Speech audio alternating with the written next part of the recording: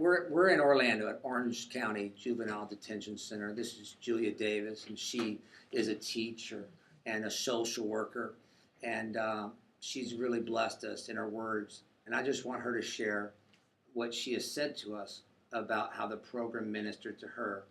Brian's words and the words that God allows me to speak, and how it just impacts and what she has said to us.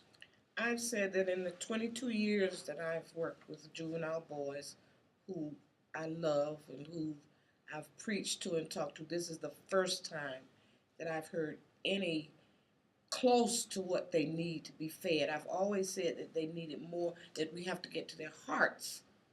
And this is the first time I've seen a group of boys, some of the hardest ones that we have right now, that you've touched their hearts. And that they actually came up and they were responsive. They weren't disrespectful. They just grasped it, It's like they were nourished today. And how about you? I can't even explain how nourished I was. This was a blessing. This was a blessing today for me to even come in. This was so monumental. I'll let you know. I'll have to let you know.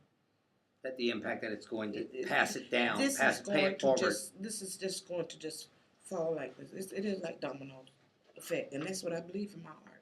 Did you think everybody would shake my hand? No.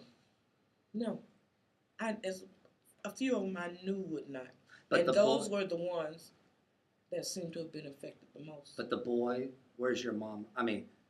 But the comment about my mama said, don't you think that probably impacts him and changes them a little bit to realize if I don't shake his hand, my mama would be in my face and say, boy, you better shake his hand. And you said we were planting a seed, and I could almost tell through the kids what seeds you were planting.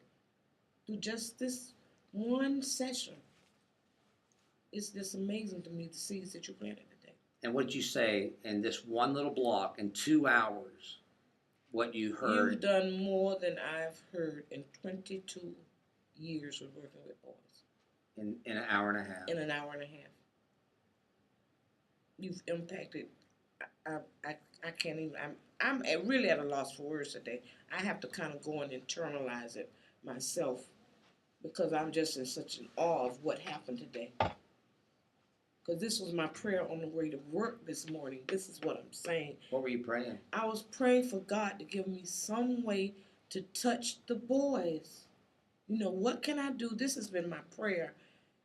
And the kids can tell you, when I came back, even at home, I was like, I'm not fulfilled. So I'm crippling back to work. But this has been monumental, and this is going to have just a ripple effect. Wow. That's our purpose. That's our prayer.